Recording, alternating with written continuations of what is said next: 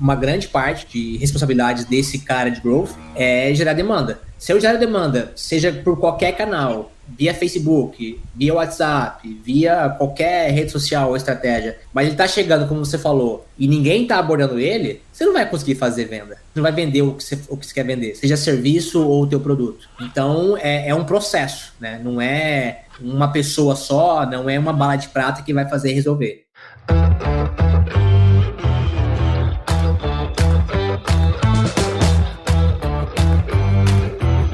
E aí, pessoa! Tudo beleza? Estamos começando mais um episódio aqui do AgroResenha e nessa semana tô aqui com o Michael Schissel. Falei certo, Michael? Certíssimo. Olha, tá bom? Bom, tá certo. O Michael é especialista em marketing digital e growth para startups, né, mais específico, e ele trabalhou com várias agtechs, né, várias startups do agro. O Michael é engenheiro ambiental pela Universidade Federal do Tocantins e, conforme ele me comentou aqui, ele largou o mestrado lá na Universidade de São Paulo para empreender, né, cara? Michael, muito obrigado por estar aqui com a gente e seja super bem-vindo ao AgroResenha Podcast, cara. Eu que agradeço, fico feliz pelo convite e espero contribuir com a sua audiência. É isso aí, cara. Nós vamos conversar muito sobre esse universo de startups. Eu acho que essa questão do growth aí também, do marketing digital, tem muita gente procurando, né, cara, entender um pouquinho mais. E vou falar de empreendedorismo, né, cara, que eu acho que é um assunto bem legal aí, né? Com certeza. Show de bola. E pra você que tá aí ouvindo, já sabe, aqui no AgroResenha a porteira não tem tramela pra quem busca se informar sobre assuntos ligados ao agronegócio. Então não sai daí, que esse bate-papo aqui tá muito legal. Firma o golpe que nós já estamos de volta.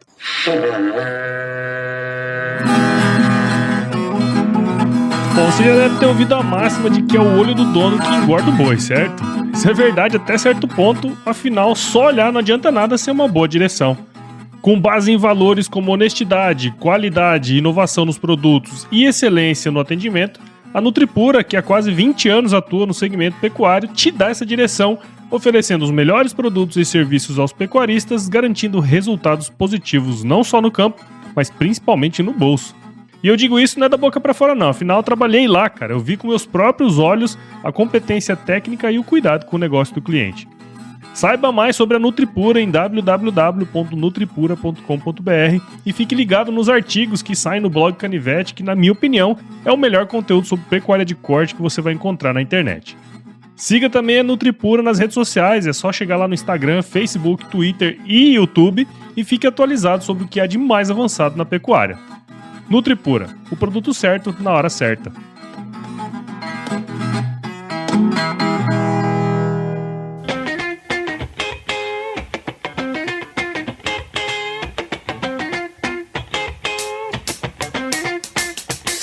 Muito bem, estamos aqui de volta com o Michael. E, cara, pra gente começar essa resenha aqui, Michael, conta pra gente um pouquinho da sua história aí pra gente, cara. Eu me formei em engenharia ambiental na Federal do Tocantins e o meu sonho naquela época era fazer mestrado, seguir carreira acadêmica, fazer doutorado, ir pra fora e tudo mais.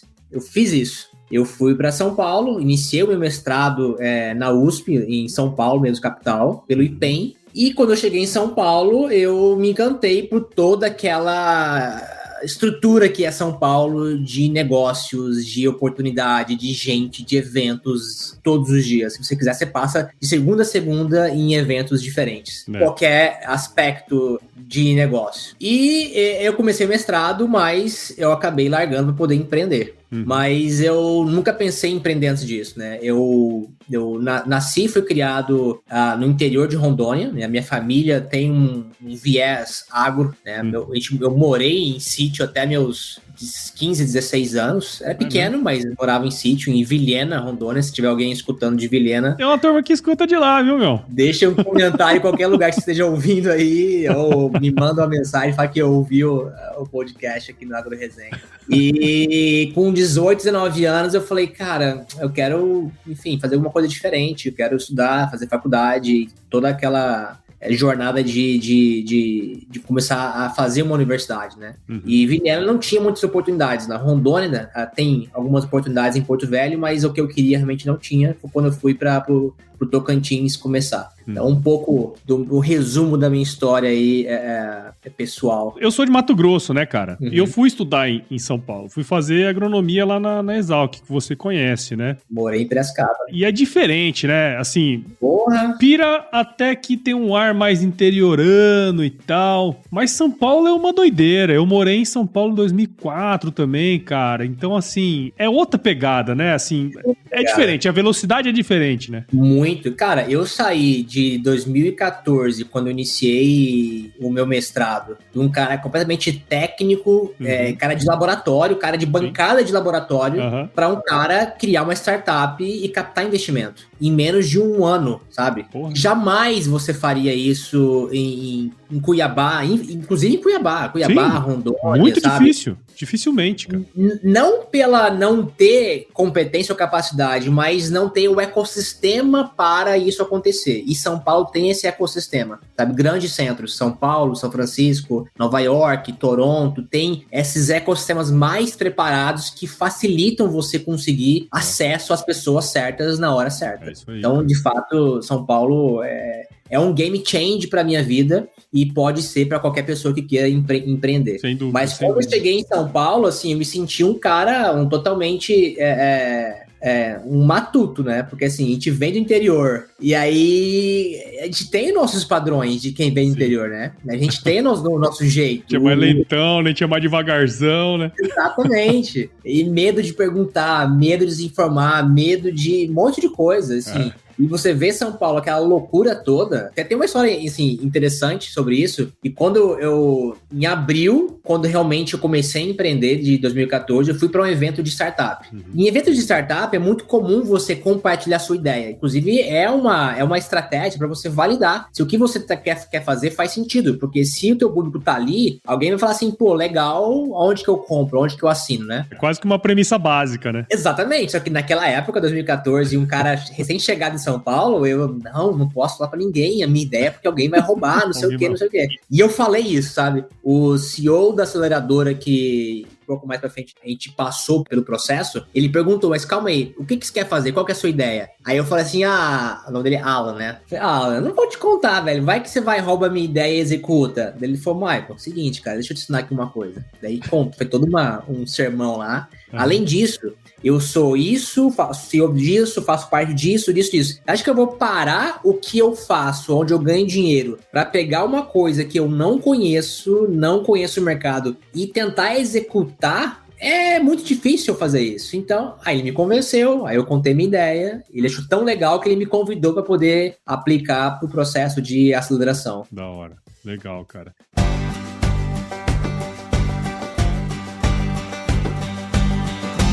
E aí, tá curtindo o bate-papo, cara? Espero que sim. Mas eu tô passando aqui para te dar um recadinho. A missão da Stoller é transformar conhecimento em inovação para a agricultura, gerando valor a todos os envolvidos. Por mais de 50 anos, ela transforma conhecimento em inovação no esforço de impulsionar as culturas a alcançarem seu máximo potencial genético e atingir altas produtividades. E quando se trata de conhecimento, você pode encontrar tudo sobre fisiologia, nutrição e biologia de plantas no podcast Campo On, produzido pela Stoller.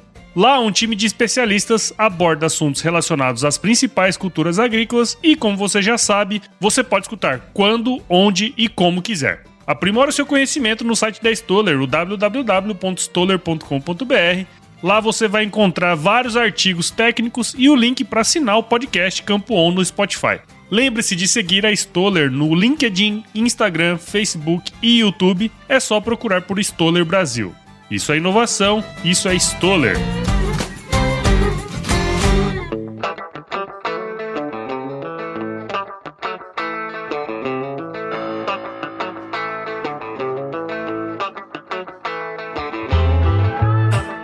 Deixa eu voltar agora pro que você faz hoje, né? Porque assim, a gente entendeu um pouco do seu background aí, né, cara? Da onde você se formou, né? Como empresário também, essas coisas. Mas na sua apresentação eu falei que você era especialista em marketing digital e growth, né? O que é muito provável, extremamente provável, que muita gente que vai estar ouvindo não sabe o que é isso, né? Não sabe o que é esse tal de growth aí, né, cara? Não tá familiarizado com esses termos aí que é muito comum nas startups. Exato. Explica pra gente, cara, o que faz um profissional de growth, especialmente para startups? Conta pra gente, dá uma conceitualizada aí para nós. É muito comum em startups ter termos em inglês, né? Assim, a gente bebe, inclusive, de muita informação e metodologia e framework do Vale do Silício. E esse termo, ele veio de lá, né? Quem encunhou esse termo é um cara que foi CMO e que fez a estratégia de crescimento do Dropbox, o Sean Ellis. E growth é um termo em inglês que fala crescimento. Então, esse profissional é um profissional que ele vem no momento que a empresa precisa crescer. E ele vem com uma pegada não de injetar dinheiro para crescer, porque às vezes você pode ter um caminhão de dinheiro e que você não vai conseguir crescer. Você precisa crescer da maneira certa. Então, esse profissional, ele vem para encontrar maneiras sustentáveis de fazer crescer o teu negócio. O crescer pode ser números de faturamento, que pode se resumir em maior retenção. Se eu retenho mais clientes, pagando por mais tempo, eu posso aumentar o meu faturamento, ou crescer em aquisição de novos clientes. Eu adquiri novos clientes. Então, ele vem com viés muito de cientista, tanto é que existem 3 pilares para esse profissional realmente ser gabaritado ou ter as skills necessárias, né? Que é um profissional que entende de um pouco de programação e código, ele entende de marketing e ele entende de psicologia comportamental. Esses 3 pilares fazem com que ele consiga encontrar ou testar maneiras de adquirir novos clientes ou reter o cliente por mais tempo. E esse testar, ele vem muito de processo de experimentação. É por isso que é uma base científica. Então, eu venho com uma hipótese, uma premissa, de que se eu fizer isso, eu vou conseguir ter isso e aquilo de resultado. X, Y, Z de resultado. E antes de eu injetar um caminhão de dinheiro, contratar um time inteiro para poder executar uma coisa que eu não tenho certeza, ele faz os experimentos, ele faz o teste antes. Ele testa o mínimo possível de budget para ter ideias de que isso, ou um cheiro de que isso vai funcionar, e aí sim, olha, funcionou com R$1.000 ou com um budget que eu tenho aqui, um recurso que eu tenho, pode ser dinheiro, pode ser pessoas. Se eu conseguir isso, se eu escalar esse recurso, eu vou conseguir isso mais 10 vezes, mais 20 vezes. Eu lembro até que eu comecei a estudar um pouco mais, né? A receita previsível, aquelas coisas que a gente, né? Para quem estuda um pouco dessa parte, a gente consegue entender um pouquinho, né? Mas é interessante porque, assim, a gente tá num setor, né? O agro, que essas coisas são meio assim, ninguém acredita de verdade, né? Que pode dar certo, né, cara? Mas existem exemplos, né? De outros segmentos, por exemplo, que a gente viu que também tinha essa barreira de entrada e, no fim das contas, eles acabaram conseguindo estruturar ali para, enfim, porque não é só a ferramenta, né? Não é só a metodologia, é o que você falou aí, é conhecer de pessoas também, né? Passa muito por isso, né, cara? No agro, ainda existe uma crença, né, daquela questão de eu preciso estar com o meu cliente, eu preciso estar ali vendendo e tudo mais. De fato, isso é importante no momento bem inicial para você validar o teu produto. Se você não conhece o teu cliente, você não consegue construir o teu produto para você, de fato, ajudar ele a resolver o problema que ele tem. Isso é muito importante, essa proximidade, o sujar o bico da bota, né, que a gente costuma falar. Quando você pensa em escalar produtos digitais e que tem um ticket menor, o agro, ele é um desafio muito grande, porque ele é pulverizado, né? A gente tem clientes do Mato Grosso, que por si só Mato Grosso poderia ser um país, de tão grande que clientes, sei lá, Maranhão, Piauí, Tocantins, e que às vezes o custo para você fazer o tradicional que as empresas fazem não paga a conta do teu produto. Se você vende uma solução, se você tem uma tecnologia hoje que você vende a um ticket médio de R$500 mês, R$800 mês, para você manter uma equipe de field sales, que é uma equipe a campo, é caríssimo. E aí, no fim das contas, a longo prazo, você não vai conseguir ter, de fato, uma renda. E aí, esse profissional de growth, ele vem para poder pensar, ok, será que é possível fazer essa aquisição com o menor recurso possível e escalar?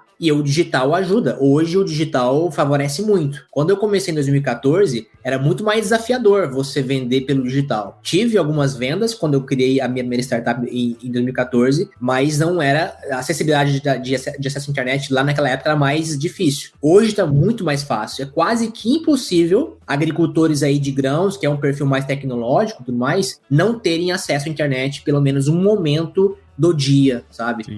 Sim, é verdade, cara. E eu queria outro passinho pra trás aí, né? A gente já entendeu mais ou menos o que você faz, cara, mas o seu foco é atuar com startups, pelo que eu pude perceber, né? Inicialmente, você foi para as startups do agro, que são as agtechs, e inclusive você empreendeu, como você estava falando aí, né? Com uma que você começou. Como que foi essa experiência? Conta um pouquinho pra gente aí, cara.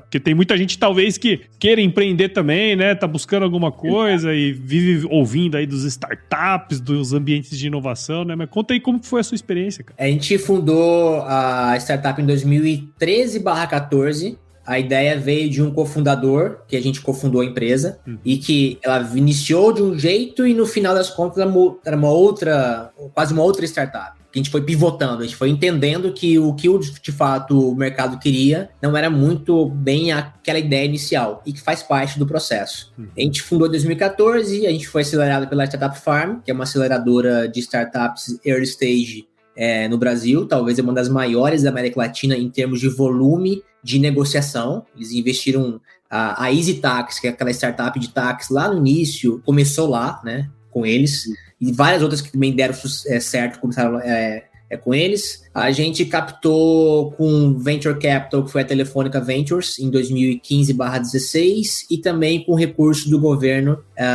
No Tocantins tinha um recurso fundo perdido lá de um setor que a gente conseguiu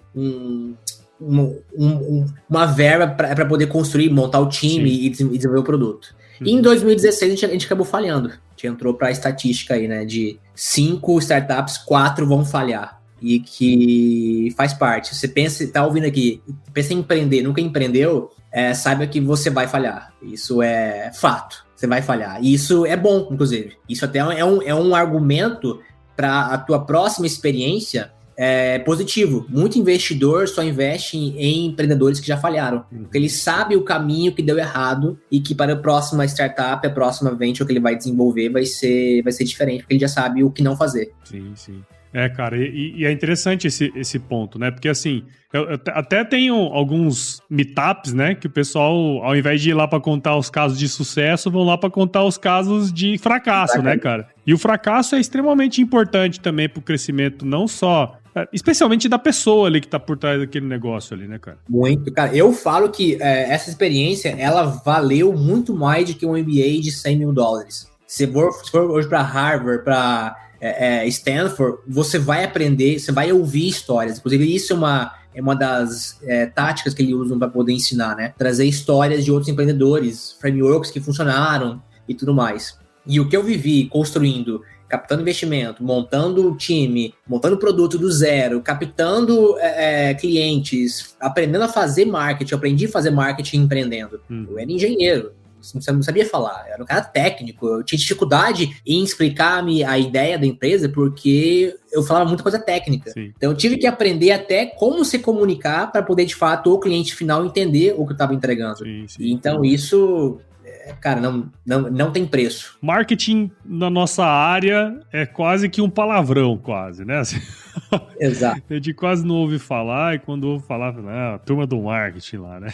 Na faculdade a gente não vê nada sobre marketing. Para quem é agrônomo, engenheiro ambiental, não vê nada. Passa, é muito en passant, assim, é muita coisa que a gente quase não vê mesmo, né, cara? Exatamente.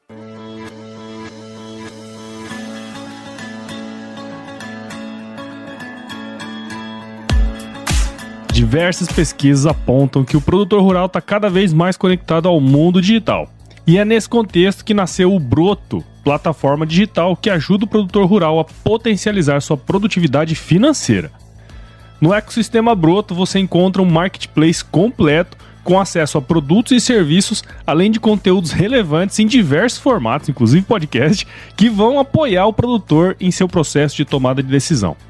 Há décadas como parceiro do produtor, Agora a BB Seguros e o Banco do Brasil, através da plataforma Broto, querem descomplicar a agricultura digital e trabalhar para promover a inclusão digital em todos os perfis de produtor. Siga o Broto nas redes sociais, é só buscar por @SomosBroto no Instagram, Facebook e YouTube e entre no site www.broto.com.br e saiba como o ecossistema Broto pode te apoiar. Somos Broto, seu jeito digital de fazer agro.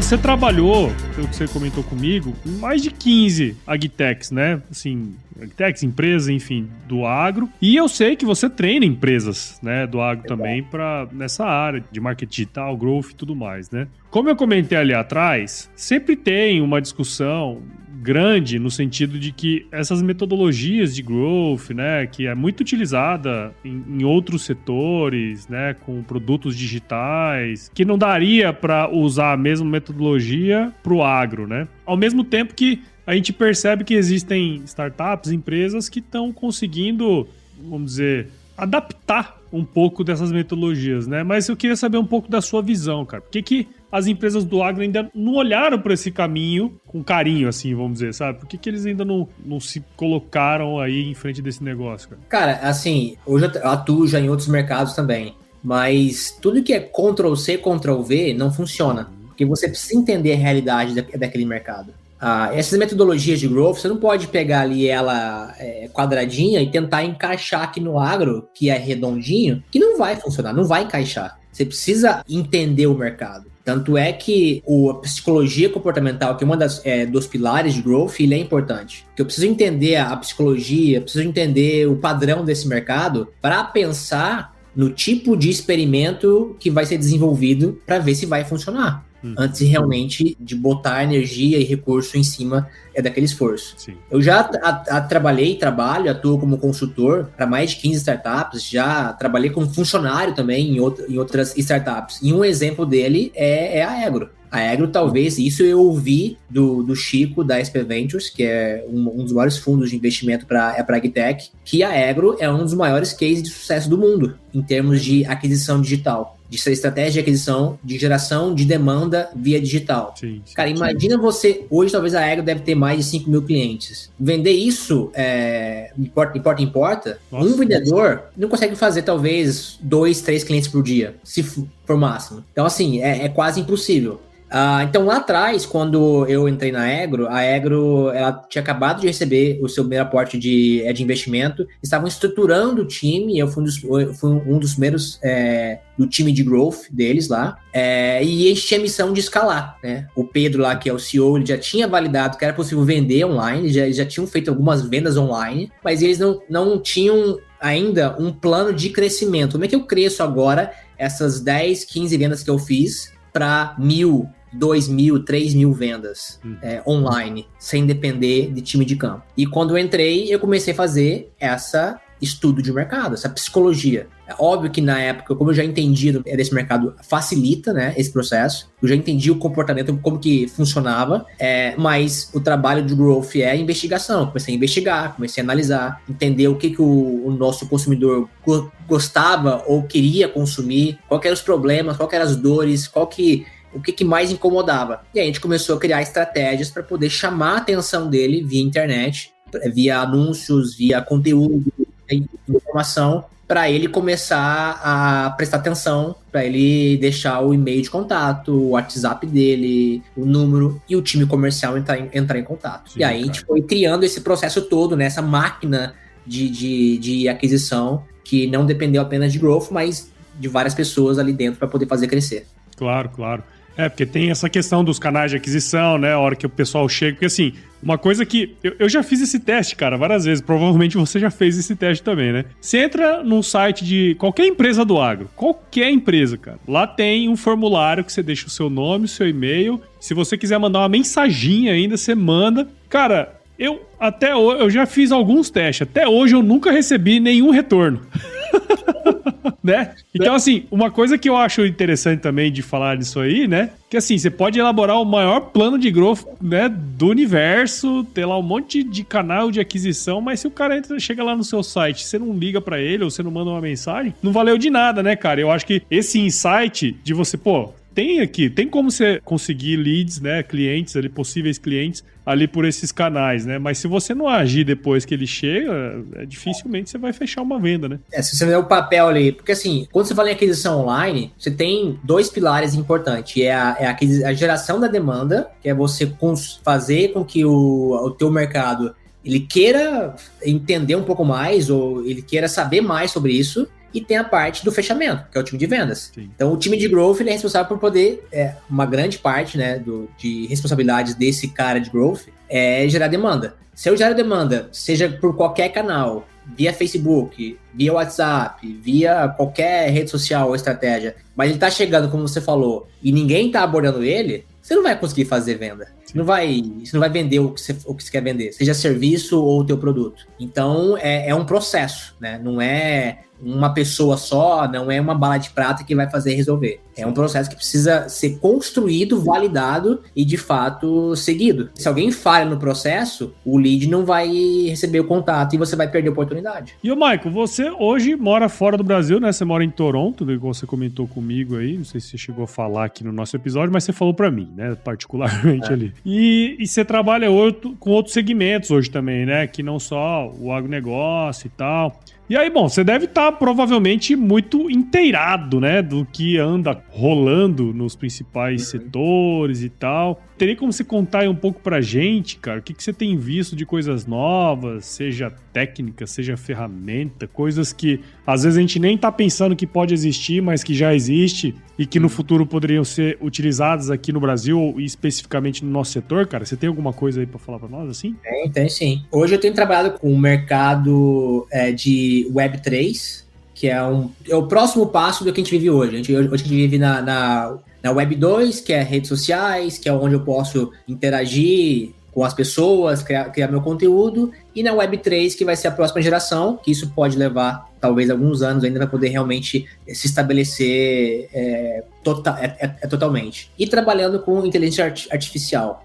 Dentro dessas coisas que eu tenho trabalhado, o que eu tenho visto, talvez falar em dois pilares, tecnologia e estratégia. De tecnologia, é aí que eu já vejo também isso acontecer. Blockchain, eu acho que é uma tecnologia que eu já vejo algumas startups utilizarem, que é uma maneira de você assegurar o teu dado e você gerar smart contracts para poder, enfim, ter mais segurança na transação ali do que você faz. Por exemplo, tem empresas que eu já mentorei, que eu já orientei, que fazem barter por blockchain, por exemplo. Então, uma maneira de você assegurar que aquilo que você está comprando, você está trocando, é seu e que você pode assegurar em qualquer lugar que aquele valor montante ninguém vai te tirar ou, enfim, alguma coisa nesse sentido. Inteligência artificial. Né? Tem startups hoje que estão fazendo reconhecimento por imagem de satélite para identificar pragas, doenças ou alterações do ambiente ali. E, inclusive, fazendo predições do que pode acontecer. De safra, inclusive doenças também, de acordo com o modelo que é desenvolvido. Tem uma startup de Israel que faz muito bem isso. Seja por imagens de drone ou imagens de satélite, dependendo da resolução e do modelo que eles estão trabalhando. Isso é uma coisa que eu vejo isso acontecer, mas que algumas startups que já usam, mas isso vai escalar cada vez mais pela facilidade que hoje tem acesso a esse tipo de tecnologia, né? Então, você vai ver daqui para frente, por exemplo, algumas startups do agro, até mesmo empresas do agro, usando atendimento com inteligência artificial. Esse delay que você acabou de falar, o produtor lá pedir uma solicitação e ninguém responder, você consegue plugar uma inteligência artificial para que, na hora que ele responder, uma resposta automática gerada por AI, botando aqui entre aspas para quem está ouvindo, ela vai ser gerada de acordo com o que ele está solicitando. Então, se na mensagem você falou, Michael, eu queria saber mais sobre o teu serviço, se você pode me ajudar aqui no meu problema que eu tenho hoje com praga X. A resposta que vai ser gerada, que pode ser enviada via WhatsApp ou via e-mail, ela vai ser gerada de acordo com o que você solicitou, e aí fazendo talvez um link de agendamento ou até mesmo um follow-up mais rápido. Sim. Quanto mais rápido você fazer o follow-up, mais fácil, mais o lead vai ficar quente querendo saber o teu produto. Então você vai conseguir acoplar blockchain ou inteligência artificial em várias coisas com que você já faz hoje para poder acelerar o que você já faz. Seja no teu produto em si, que você faz, que você entrega de serviço, ou em algum processo dentro da sua empresa. E em termos de estratégia, o que eu vejo que tem muito funcionado, e é uma tendência global, não só de Web3, é a criação de comunidade. A gente é ser humano, a gente gosta de viver em comunidade, a gente gosta de se sentir pertencido a uma comunidade. E o Web3 é muito isso, de construção de comunidade. Só que se você levar hoje para a realidade atual, você vê várias empresas grandes comprando comunidades, comprando grupos, que um fundador começou com um grupo de WhatsApp, com um grupo de Slack, Discord, para discutir e ter ali reunido uma base de um público interessado, porque é um público engajado de uma comunidade, que defende uma causa, e quando você faz uma oferta de um produto, ou você apenas faz um CTA do tipo, cara, olha, esse produto aqui está me ajudando, você tem mais engajamento no uso e no consumo daquele produto. Então, startups, empresas do agro podem usar dessa estratégia para construir a sua própria comunidade, para gerar esse valor e esse engajamento no que você está construindo e gerar um senso de pertencimento, de querer resolver um problema específico. Vou pegar um exemplo aqui. Imagine que você tem uma solução que ajuda na gestão tributária do produtor rural. A gente sabe que gestão tributária é uma dor muito grande para o produtor rural. Imagina alguém construir uma comunidade onde você está ali discutindo estratégias, dicas, jeitos, maneiras de reduzir esse custo ou de gerir melhor esse processo tributário. E ali você tem lá 100, 200, 500, 1000 produtores rurais que estão o tempo todo. Isso eu vi, isso não estou falando nenhuma loucura, porque eu já vi grupos de WhatsApp muito quentes. Sim. Só de produtores rurais que tá ali o dia inteiro trocando ideia, trocando mensagem. Isso é uma comunidade. Então, se você souber explorar muito bem essa estratégia, você constrói ali, em volta de um tema, de uma dor, pessoas tentando combater, entre aspas, aquele problema de maneiras mais eficientes. E quando você tem isso, você tem fãs, você tem pessoas querendo comprar alguma coisa, algum produto. Cara, é legal essas duas visões, né, assim, dessa questão das ferramentas em si, né, como que a inteligência artificial pode ajudar dentro desse processo e tal. Mas esse lance das comunidades, cara, é uma coisa bem interessante mesmo, né? E assim, no agro tem algumas, né, que tem relativo sucesso, mas parece às vezes que não tem muitos nichos específicos, assim, poderia ter mais, né? Poderia ter mais pessoas falando sobre determinados assuntos ali, que, ia ter 1.000, 2.000, 3.000 pessoas compartilhando conhecimento, né, cara? Isso é uma coisa bem legal mesmo. Às vezes o fundador da comunidade ali, quem tá à frente, tem uma dificuldade, às vezes, de monetizar. Isso. E, de fato, você construir uma comunidade onde você não ganha dinheiro, ou não tem ali alguém, talvez, te financiando, te desmotiva um pouco, porque você trabalha pra caramba e não vê resultado, não vê dinheiro no bolso. Mas se encontrar maneiras de monetizar, de você conseguir manter ali a operação e você construir, cara,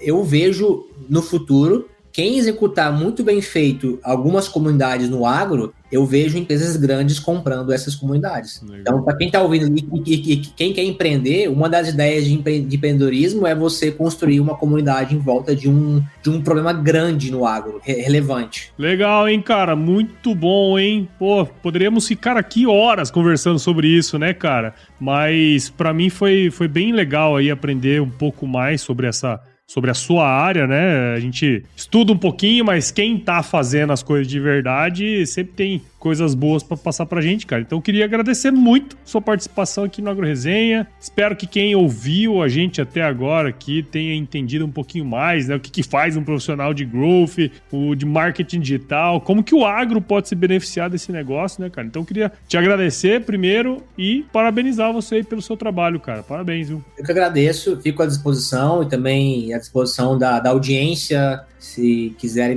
me contactar e tudo mais, fico à disposição. Me procurem nas redes sociais, eu fico à disposição. É isso aí, cara. Fala aí em quais redes você tá, onde que a gente te encontra. Pode falar aí, cara. Tem site também, não sei. Pra quem quiser me contactar, meu site é maicon.me.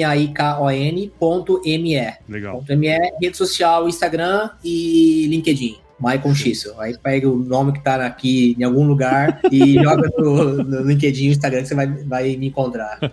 Bom demais, cara. E, Marco, vamos lá pro nosso glorioso quiz aqui, cara? Manda bala. Então, bora. Quiz.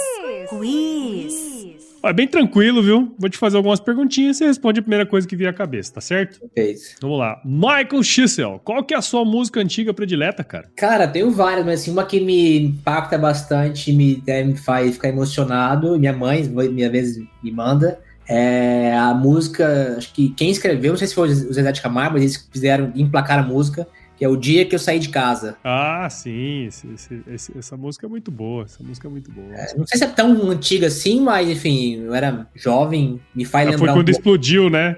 Foi quando explodiu a música, né? Que acho que teve o filme, teve a época que teve o filme, né? Até pesquisei um tempo atrás, acho que a música é de 95, mas acho que ela estourou quando o filme estourou, né? O filme deles lá, né? É isso aí, legal. E, Michael, conta pra gente aí, cara, qual que foi o lugar mais legal que você já visitou? Cara, o lugar que eu fico, assim, realmente me sinto em casa é em São Francisco. É mesmo? São Francisco é uma cidade do caralho, é um pouco cara, é um pouco violenta, assim, e agora tá um pouco meio que largado ali por conta de várias políticas que eles tomaram, mas é um lugar que eu gosto muito de estar lá, já fui várias vezes, já morei lá, inclusive, um tempo, e além de ser linda a cidade, tem um ar diferente, sabe? Você sente que é algo diferente, que ali as coisas acontecem em uma velocidade muito mais rápida. Show. Legal, cara. E conta pra gente aí, qual que é a sua especialidade na cozinha, cara? Cara, eu faço um soufflé de banana com chocolate. Eu gosto muito, eu sou muito doce, sabe? Eu adoro doce. Eu faço um negócio um soufflé de banana com chocolate que fácil de fazer, rápido de fazer e baixa caloria também, pra quem mantém a dieta. E gostoso. Bom demais, cara. E, Michael, indica aí um livro pra gente, cara, que de alguma maneira aí impactou sua vida, ou que mudou sua visão em alguma coisa, cara. Indica pra nós aí, cara. Cara, é Lean Startup. É um livro técnico, mas é um livro que vai te mudar mudar a maneira como você pensa, inclusive, de você até fazer outras coisas na sua vida, né? Uma maneira de você usar um framework de como é que eu testo isso e o que eu vou fazer antes, de fato, eu colocar energia e recurso em cima dessa minha ideia. Seja profissional, pessoal e tudo mais. Eu acho que o conceito, ele é muito legal. Legal, cara. Esse livro é muito bom. Eric Rice, né?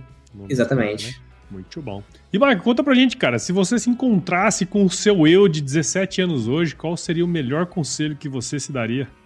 Aprenda a se comunicar. Aprenda a vender. Não é vender a técnica de vender qualquer coisa. É você saber persuadir pessoas. Porque se você não sabe fazer isso, você não consegue vender a tua ideia inicial, o teu produto, ou novos cofundadores, equipe, enfim.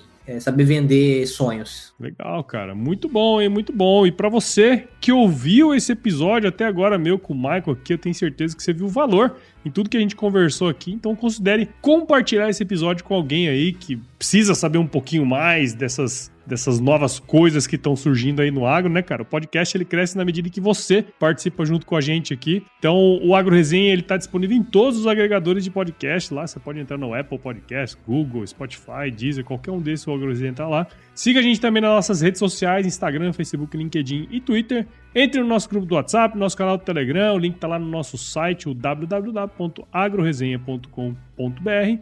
Escreva pra gente também para contato@agroresenha.com.br se você quiser participar do podcast ou indicar alguém aí. Se quiser mandar só um oi pra nós também, nós adoramos receber oi. E nós fazemos parte da Rede Agrocast, a maior, mais bonita e fofa rede de podcast do agro do Brasil. Então, se você quiser ouvir outros podcasts do agro, é só colar lá em redeagrocast.com.br. Beleza? Michael, de novo, cara. Obrigado aí, bicho, pelo seu tempo. Foi super legal aí o bate-papo, cara. Acho que vai ajudar muita gente aí, né? Também gostei. Espero sim que ajude e fico à disposição mais uma vez. Show de bola. Eu sempre finalizo aqui, me despeço dos meus convidados dizendo uma frase de muita sabedoria, que é o seguinte: se chover não precisa molhar a horta aí não, tá bom? Fica tranquilo.